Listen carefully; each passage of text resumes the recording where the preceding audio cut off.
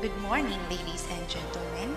Welcome to Badipa Elementary School's 73rd graduation ceremony and the first ever virtual one with the theme Strengthening the Quality of Education Amid the COVID-19 Pandemic.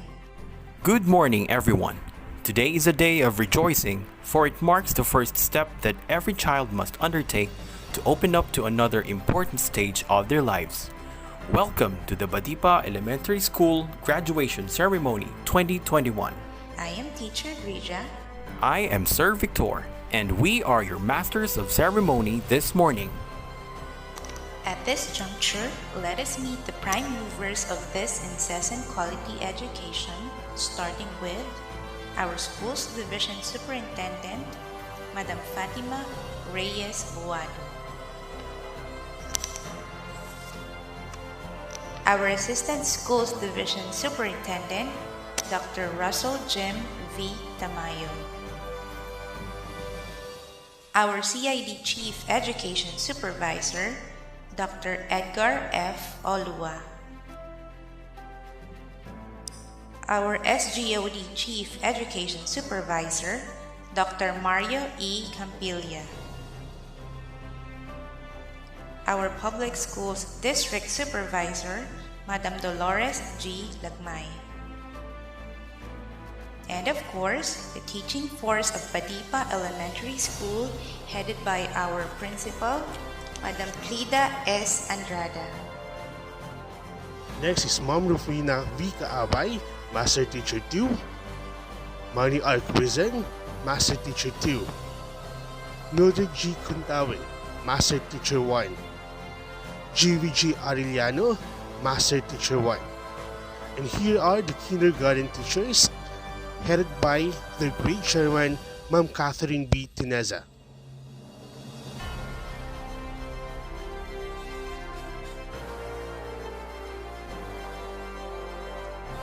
Next are the grade 1 teachers, headed by their grade chairman, Ma'am Crystalline M. Takasin.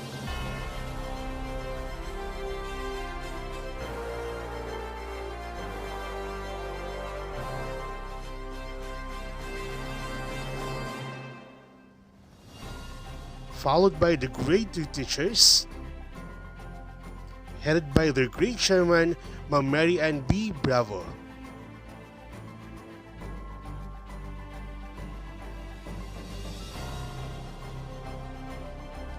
And the grade 3 teachers, headed by their grade chairman, Ma'am Rufina V. Kaabay.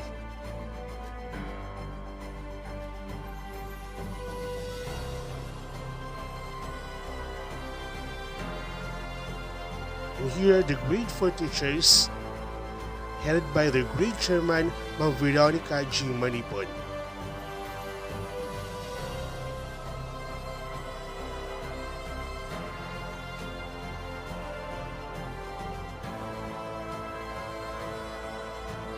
Next are the grade 5 teachers, headed by their grade chairman, Mr. Manny R. Quizan.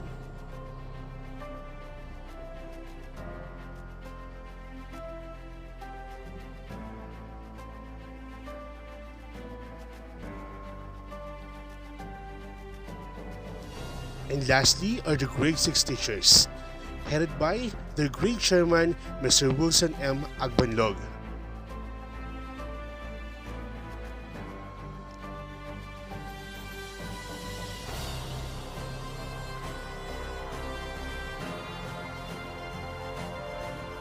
And our two relieving teachers, Mr. Amado Alejo and Ma'am Felicidad D. Lim. We humbly request everybody to stand at attention for the Philippine National Anthem.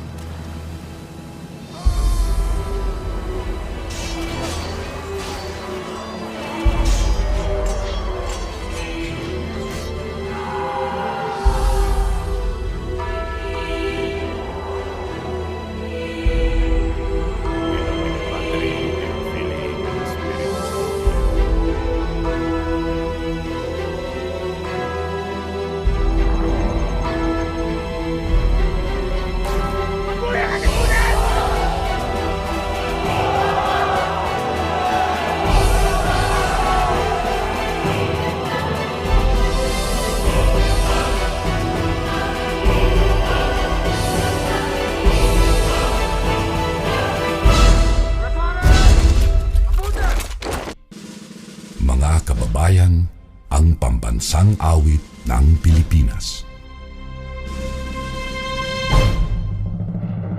Kayang mag-ibig, telas ng silanganan, alam ng puso, sa titik mo'y buhay.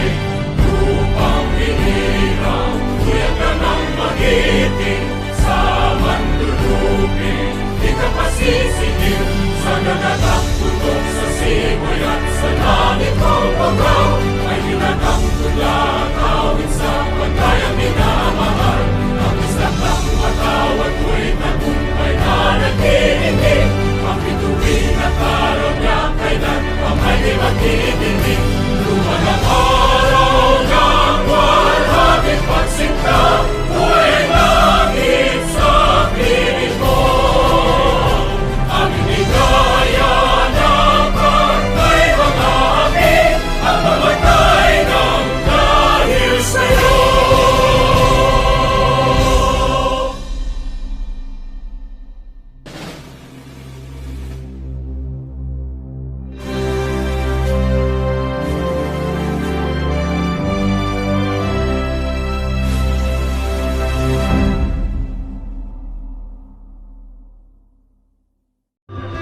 Please remain standing for the invocation led by Luis Sheen R. Nicolas, followed by the singing of Region 1 Hymn, Pangasinan Hymn, Urdaneta City Hymn, and Schools Division Office Hymn.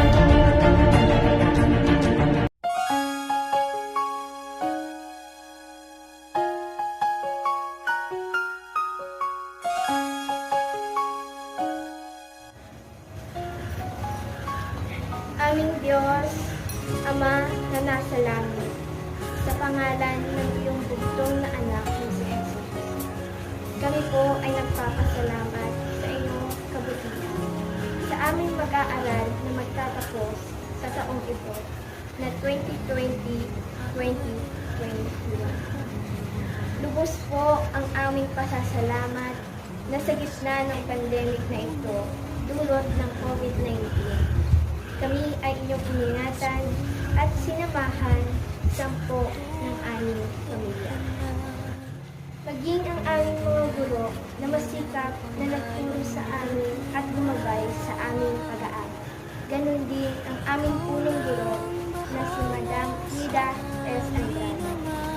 Sa aming pagtatapos na ito ay lubos ang aming pasasalamat at kagalakan dahil muli ninyo kaming sasamahan at iingatan sa susunod pa naming hakbang ng pag-aaral.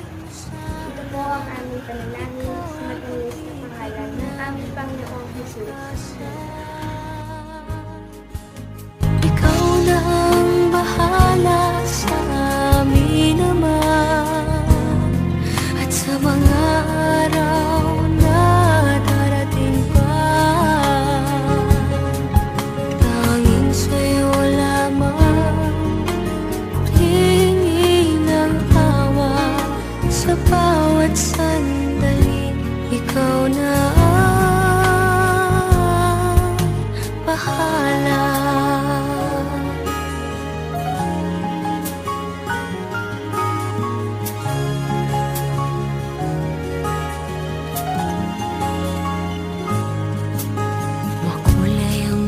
buhay, mahal kong Diyos.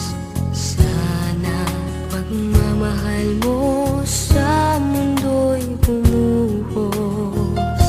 Salamat sa pag-ibig na nasa puso ko.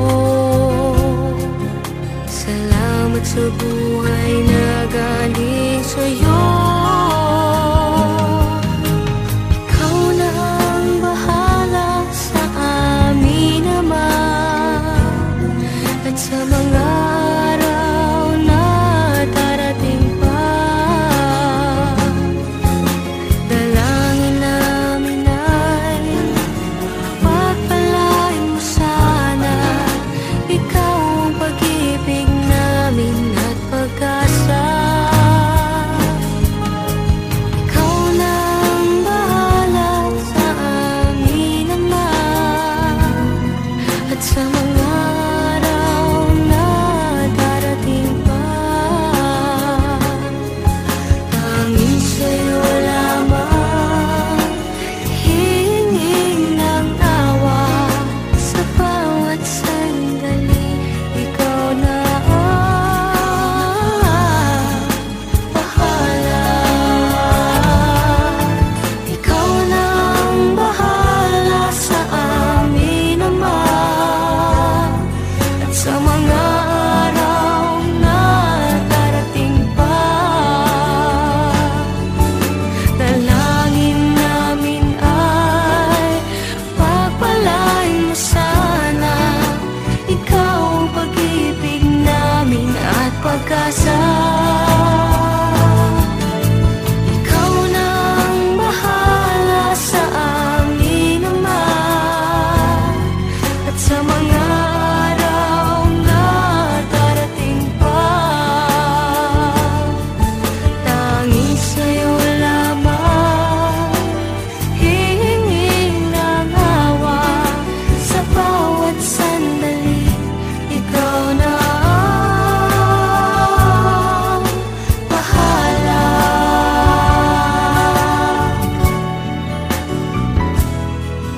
Sa bawat sandali, ikaw na ang bahala.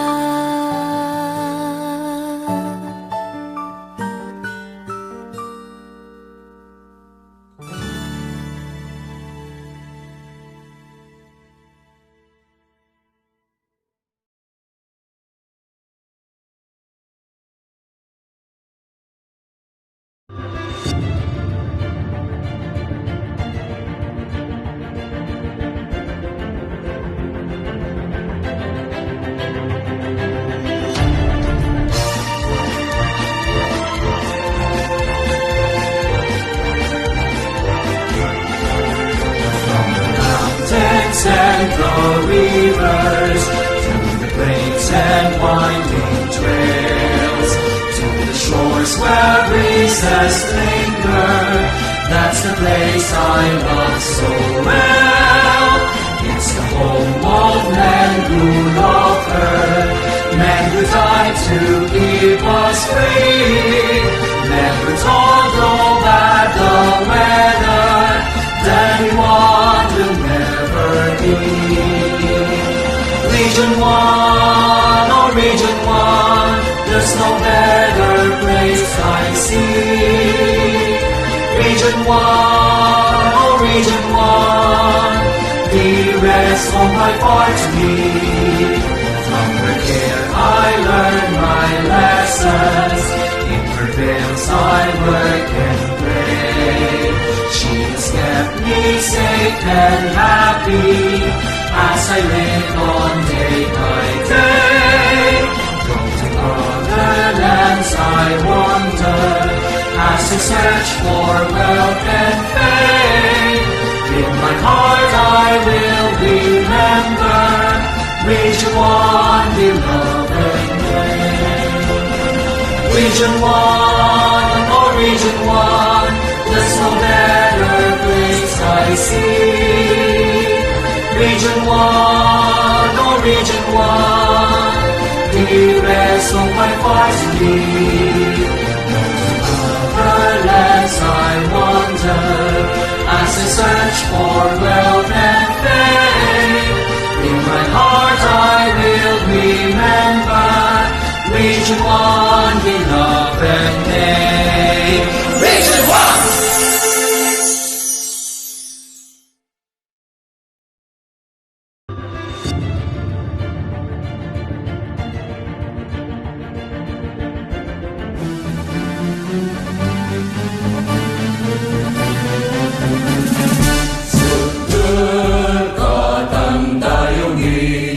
Pangasinan niya binabli, daan mo tani yarigwas, iuragod ko lawas, dan puso Pangasinan, agkanalingwanan, luyak ko yan iyanagan, bedegdakan yaman.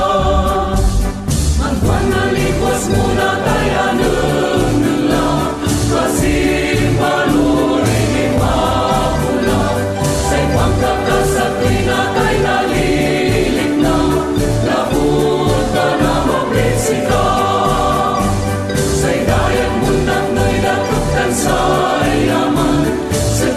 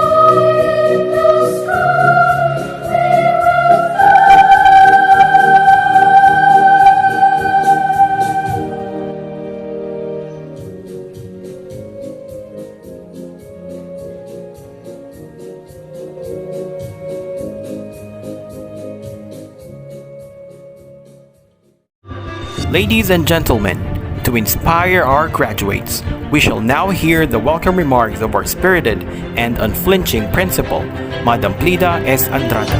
Let us give her our loudest applause.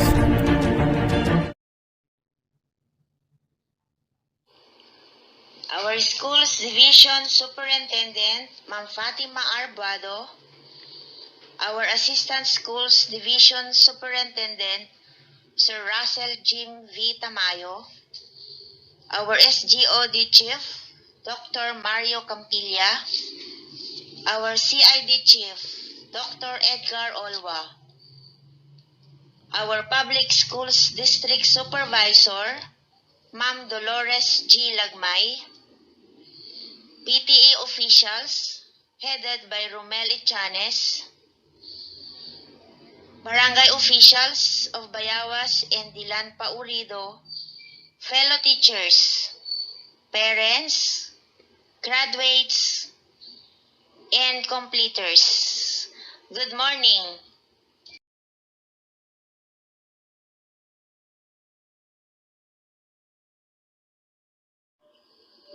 Congratulations, Batch 2021, for reaching this momentous event of your life. Completing your grade school is a priceless achievement. Imagine, even we all went through a lot of difficulties because of our situation brought by COVID-19 pandemic, but look at you now. You are about to receive your certificates of graduation and completion. First, I would like to commend you, our dear learners, for a job well done. Thank you for not giving up. You did your best.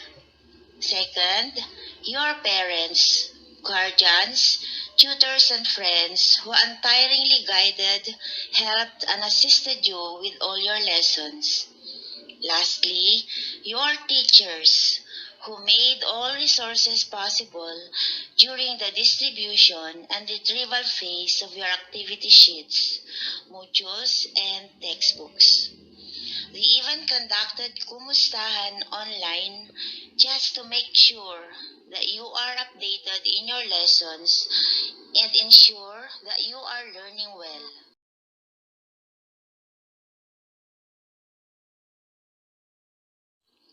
Graduation is not the end of your education. It is just the beginning. You need to go on and pursue junior and senior high and of course tertiary education to prepare yourselves to become productive citizens of our country and to have a life you are dreaming of. I know all of you have dreams. Please continue chasing your dreams so you could be of great help to your parents, siblings, the community, and your country. Make your parents be proud of you. May God bless you on your next journey. Please know that we are so proud of you. Good luck and God bless. Here with us today is the hard-working leader of Barangay Bayawas, Urdaneta City. Let us all welcome the man of courage and leadership, Barangay Captain Felixberto V. de Guzman.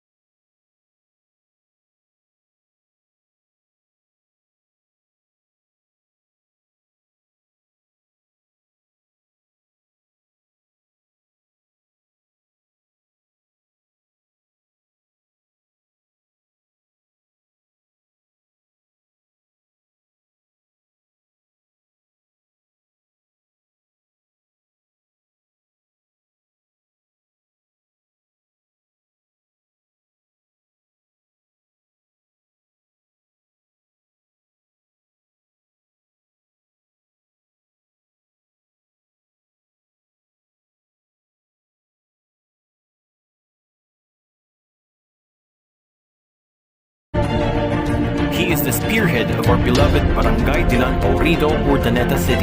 He is a compassionate leader and a heart-driven public servant. Please welcome Barangay Captain Agustin de la Peña.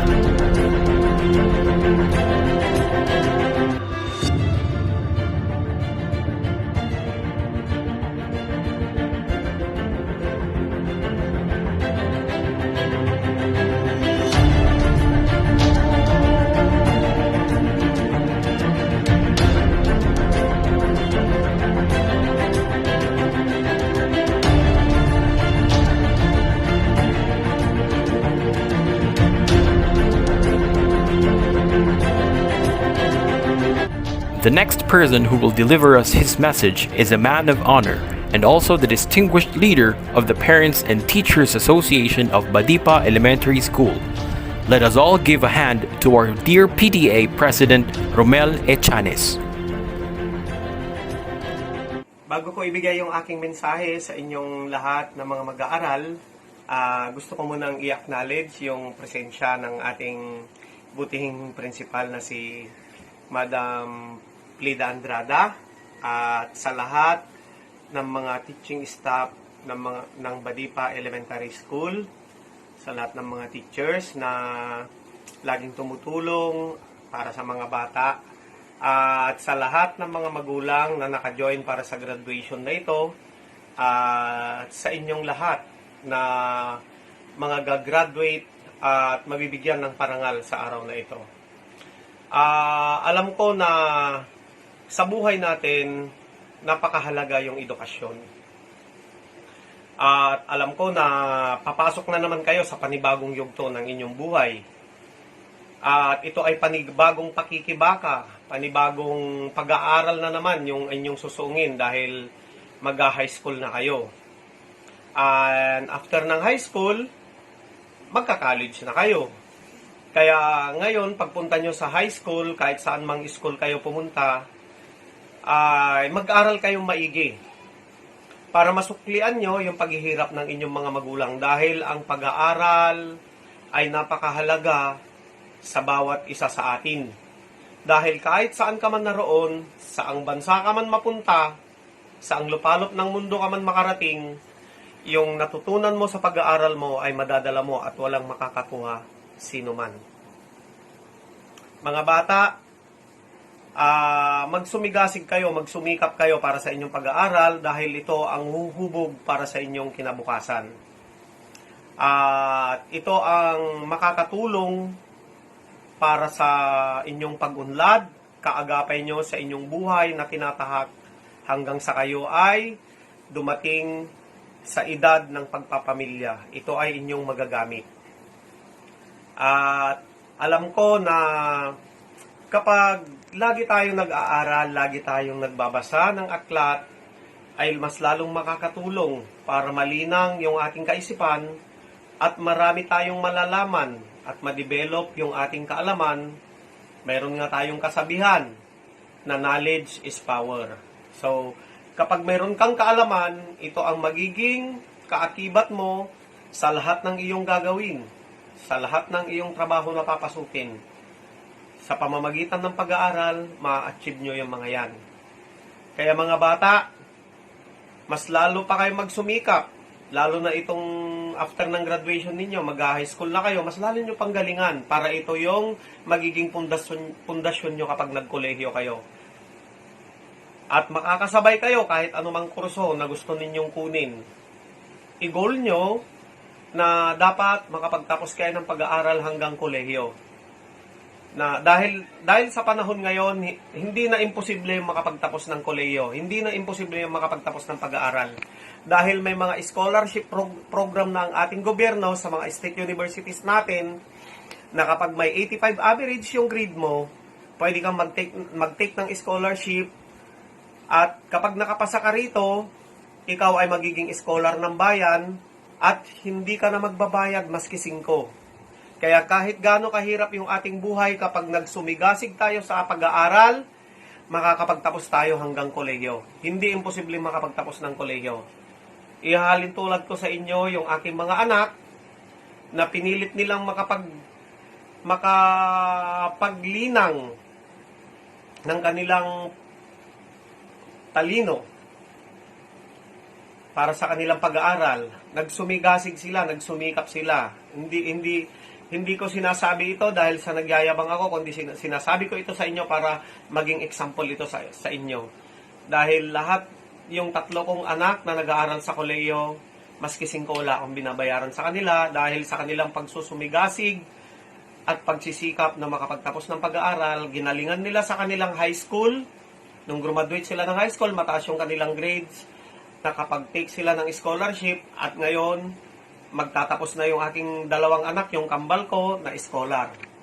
At alam ko na magagawa ninyo yan kapag kayo ay nagsumikap. And alam ko na matutupad ninyo lahat ng inyong mga pangarap dahil sa inyong pag-aaral. Again, congratulations! Mag-aral na maigi at sundin yung mga payo ng magulang. Alam ko na lahat kayo ay magiging maganda yung pupuntahan ninyo. Happy graduations! At this moment, to give us all a message that would be worth remembering, we modestly request the company of our dearest public schools district supervisor in charge of Cluster 10, Madam Dolores G. Lagmay. My warmest congratulations to Badipa Elementary School graduates completers class 2021. My greetings also extend to the administrative and teaching staff headed by Madam Plida Is Andrada, who have successfully done great responsibilities in shaping the lives of our learners. Always be an inspiration and a hardworking public servants, both to our learners and stakeholders. This year's theme is strengthening the quality education amid the COVID-19 pandemic. Calls to mind the importance of providing quality education with more challenges on the learning delivery modality chosen to meet the most essential educational requirements. Dear graduates, completers, as you move forward to the next journey of your dreams, bear in mind the values and lessons you have learned throughout your stay in your alma mater. Education is a lifelong journey. That means graduation, completion marks another new beginning that leads you to attain brighter future. To the parents, guardians of graduates, completers, I give you my high regards for you work so hard. Give your best in providing the needs and guidance to your children. How hard life is during this pandemic time. I salute all of you, my dear parents and guardians. Thank you, and may God give you your strength, patience, and hope as you soar towards your dreams. Good morning and congratulations. At this juncture, to give us his message of encouragement, may we request the presence of our ever-brilliant SGOD Chief Education Supervisor, Dr. Mario E. Campilla.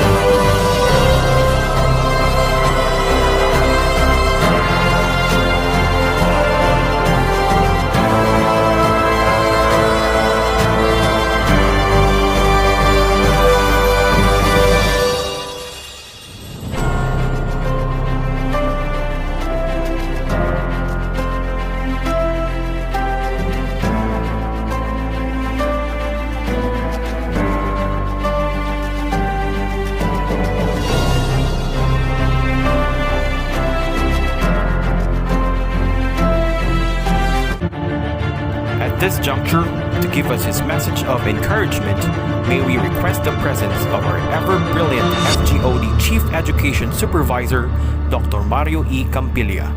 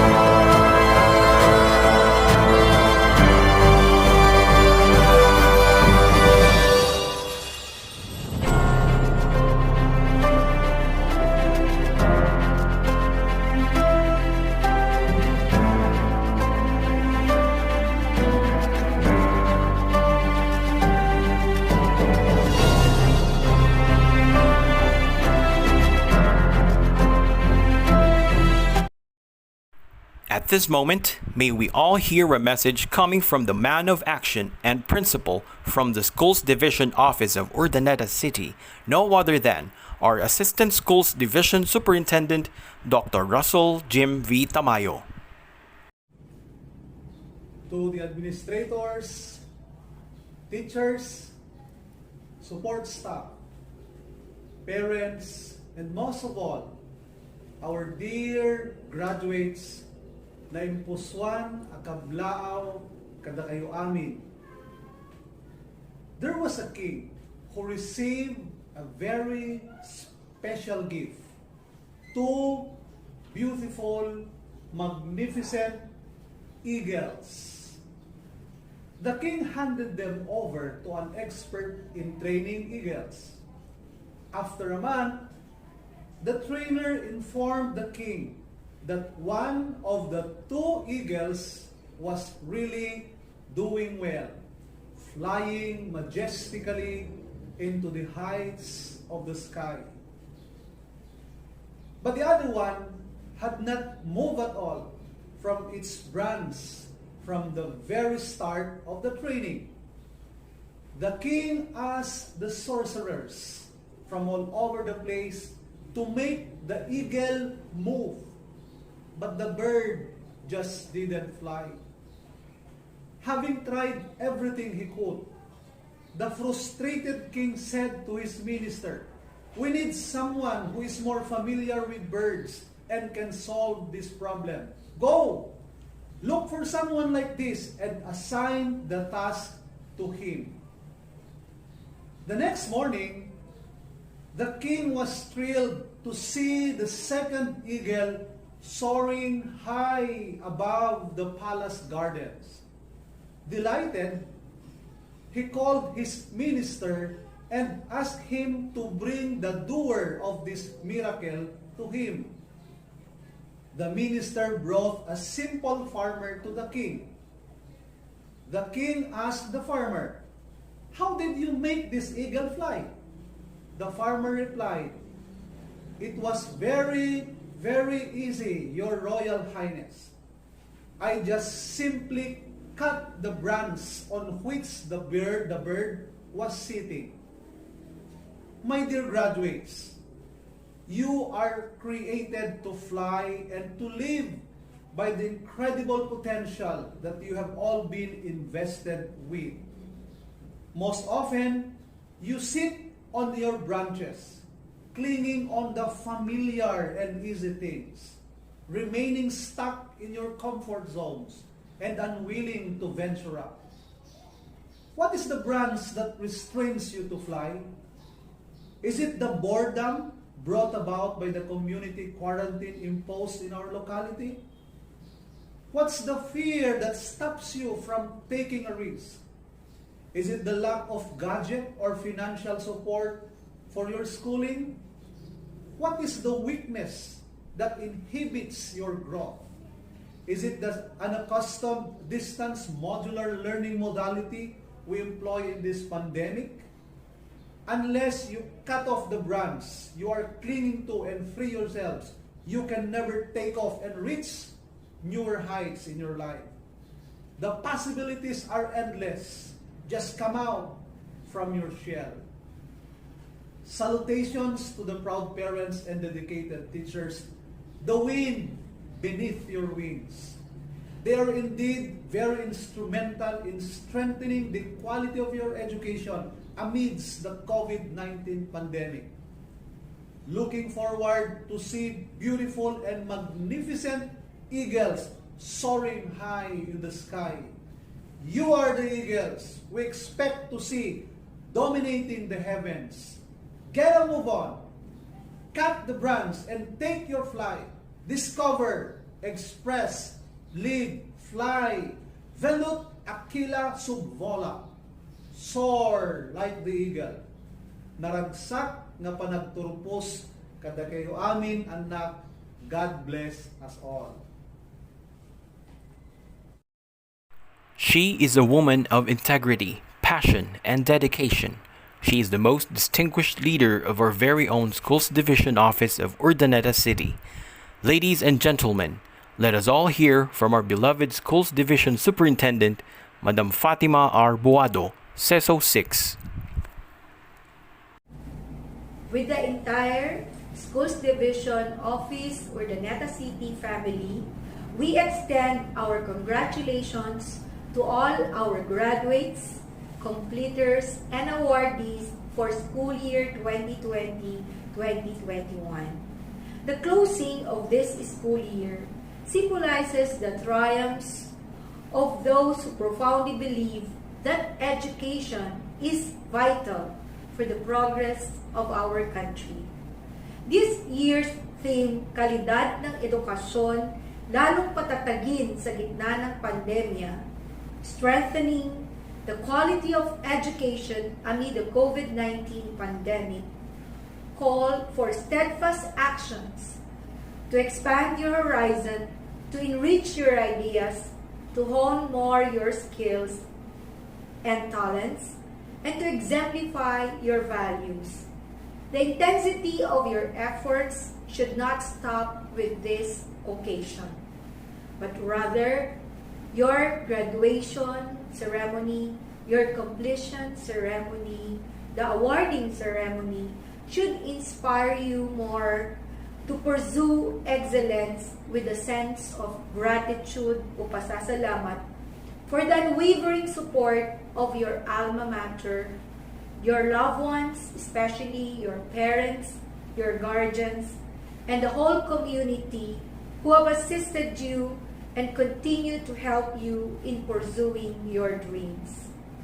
You must also have the sense of perseverance in enriching your skills, in striving for clarity of your ideas, and in upholding your truths. Persevere in pursuing your dreams. As Cinderella said, no matter how your heart is aching, if you keep on believing, the dreams that you dream will come true. With a spirit of faith, hope, and love, in working together to overcome the challenges of this COVID-19 pandemic, to all of you graduates, awardees, and learners, may each moment of your life be meaningful, such as this ceremony, and may you be happy as you strive to fulfill your dreams. Again, from the entire Schools Division Office of Urdaneta City family, congratulations, God bless all of you, and mabuhay.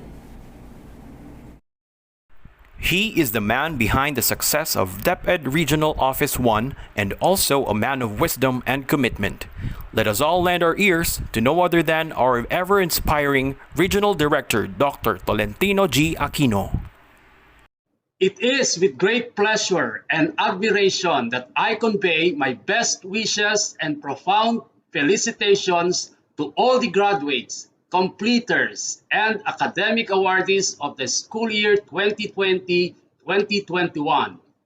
The efforts you have exerted to accomplish your academic tasks in the difficult times are something worthy of praises. Graduation and moving up ceremonies are the much-awaited events in the life of every learner as they represent the golden times of reaching higher education and achieving dreams and aspirations. Definitely, the road you have taken is rough, but all the struggles are worth considering as they are the first few steps that will define your future success. Indeed, finishing this challenging school year during these trying times of COVID-19 pandemic is remarkable since it has been inevitable to face and accept the new normal landscape of education. It has been a school year of extraordinary hard work, dedication, and passion for all school leaders, teachers, learners, and parents in dealing and coping with chosen learning delivery modality to meet the most essential educational requirements. While it is admittedly difficult, you may take it positively as you have been given the opportunity to adapt to difficulties that have strengthened your innate potentials. Likewise, the incessant motivation and support of parents towards the seemingly thorny road to success caused by the global health crisis, as well as the strict obedience to various health and safety protocols, have enormously pitched in to this moment of your graduation and completion. My dear graduates, completers, and awardees, you have just marked another significant milestone in your continued quest for excellence and successful future. Certainly, more challenges will still come your way. However, to hurdle this, you should stay focused and always remember that your dreams are within reach when you are determined and committed to realize them. My beloved parents, community officials, and other stakeholders, accept our heartfelt gratitude for the victory we have achieved today. Thank you for being an effective and efficient partners of the Department of Education in the implementation of distance learning. Your untiring support is a deeper reflection of the unconditional love you have bestowed to the learners through the years. Undoubtedly, you have greatly taken part in realizing the goals and objectives of DepEd's pivot to quality education under the Sulong Educalidad program.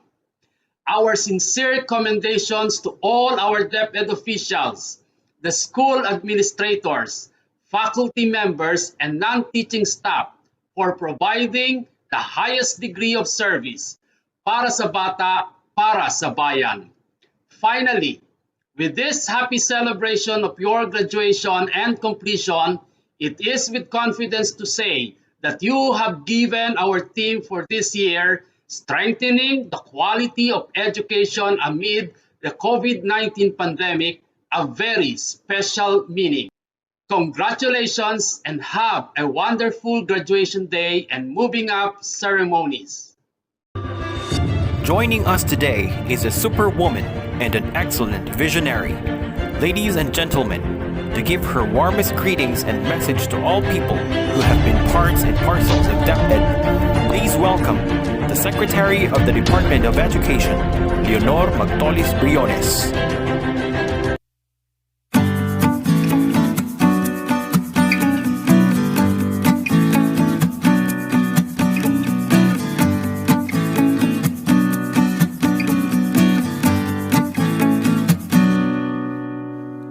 Good day to to each and everyone who is attending virtually present at this time of our graduation ceremonies for our beloved and very precious graduates for the school year which ends at this time.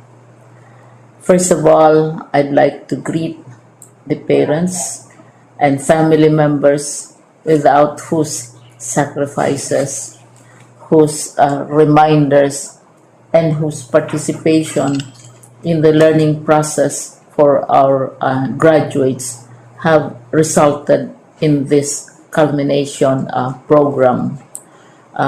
This year, your role has changed drastically, where we've always thought, we've always believed that the matter of educating our children rests nearly exclusively on our teachers and our staff. This time, you parents, you family members, you who are in the households of our learners have expanded your role and contributed to this wonderful day wherein finally our learners are graduating in this culmination exercise. So congratulations, because this year has not been very easy, has not been a picnic for our teachers, for our family members, as well, especially the parents, mothers, fathers, sisters, brothers, and all who have contributed to the achievement of our learners at this time. So, maraming salamat at congratulations, parents and family members. Mas malaki ang role ninyo at this time compared to earlier graduation exercises. Secondly, I would also like to greet our teachers, without whose very careful review and careful supervision of the work of our pupils and our learners, this event would not be taking place at all. And so thank you, teachers. Your role has also expanded, in addition to seeing to it that the modules are faithfully followed, the assignments are correctly implemented, and the learners are truly learning. And you have had to deal with new ways of assessing the performance also of the learners. So congratulations, teachers, for enduring, for your patience, for your love for our learners, and your willingness to engage in a way and methods of teaching which are different from those which are used to. Assessment must have been especially difficult for you, especially since you were not able to see most of the time our students in face-to-face meetings, and most of the meetings, of course, were virtual. We'd also like to thank the local government units for their interest, for their cooperation, and for their continuing contributions to the needs of education, even as our children do not go to school. Your donations of material as well as financial resources at this time are most welcome, and your advice has been taken seriously not only by our teachers, by our school officials, but also by our officials in the Department of Education. We continually talk with local government units, especially in times of disaster, in times of great need for classrooms, for space, and for responses to unforeseen emergencies. Thank you, local government units. But of course, most of the congratulatory greetings fall on the deserving graduate. Each and every one of you is truly special. You are different from the other graduates who have passed through the portals of your school. You went to school practically without seeing your teachers, if at all. You went to school with your parents, your mothers, and your fathers hovering over your shoulders and seeing to it that you are able to complete your assignments. You are completing your studies at a time when examinations and assessments are different. You are culminating these long months of hard work at this time, even as you have to do family chores, even as you are distracted, and even as your world has turned upside down, and it seems and it appears as if we don't know what the future holds and what will happen next. But you have persevered, and now you are ready to graduate. And therefore, you deserve each and every bit of congratulations from us in the Department of Education, from your parents and family members, your teachers, from the officials in local government, as well as in the Parent Teachers Associations.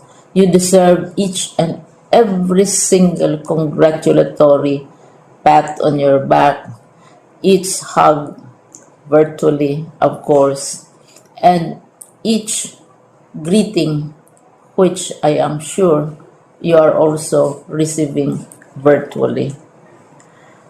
I don't know if you will remember this event many years from now. I have tried to recall myself who our graduation speaker was when I finished high school and when I finished my college studies. All I remember is that the graduation speaker was someone important, someone who was invited because that someone is supposed to give a message. What was more important to us graduates at that time was the excitement of the celebrations, the happiness and the joy of our parents, the sadness of parting from our classmates and from our teachers, and the enjoyment of all the graduation events that usually take place come commencement day.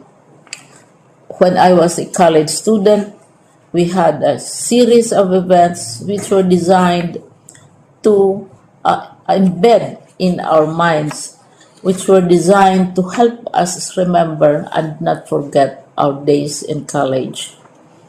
We would spend one whole day going around the campus, visiting the classrooms, saying goodbye to our teachers, and sharing memories. We would have bonfires to say goodbye to each other. We had baccalaureate services where we committed ourselves to God and we prayed for guidance when we go out into the world. So many celebrations, and the speaker, of course, is the least important and easily forgotten component of the graduation exercise. Nonetheless, I will exert all efforts to share with you what I see are things or issues which a graduate should remember, and recall. I have said that you are very special. You are very different. You are pioneering. There has been no other class like your class.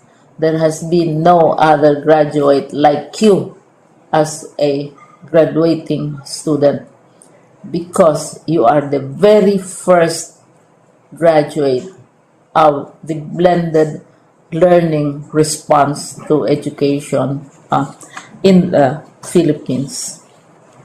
And so you ask yourself, what awaits you in the world outside? You can either work, because the kind of curriculum you survived and underwent as a student will enable you to go to work if you wish to go to work.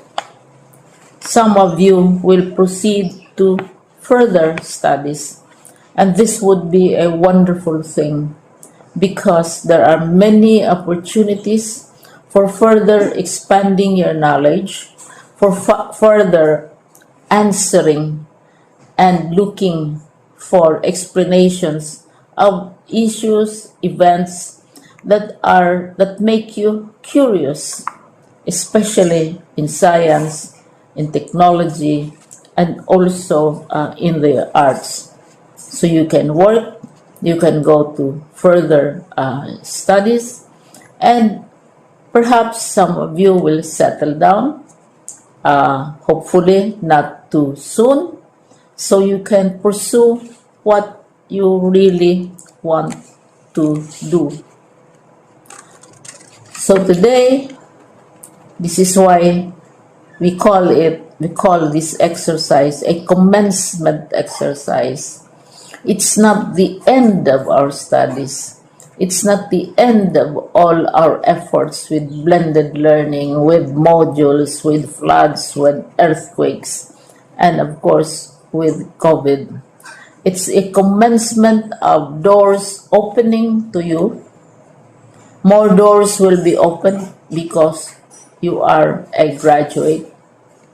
You can work, you can proceed for further studies, you can help your parents, and you can perhaps look for opportunities to do what you have always wanted to do, whether at work, whether at advanced studies, whether at learning more in science and technology, in mathematics, and in the arts. All of these opportunities are available to you. More doors are being opened. I hope you will select the door which arouses your curiosity, the door which will help you know more about this world, and the door which will allow you to contribute to the development of our country and contribute whatever we can to solve our problems and our challenges. Congratulations once more to each and every one of you. Congratulations to you, parents and family members. Congratulations to you, teachers. When I was chair of the board of Silliman University, each time we had graduation ceremonies, during the baccalaureate and during commencement itself, I would cry.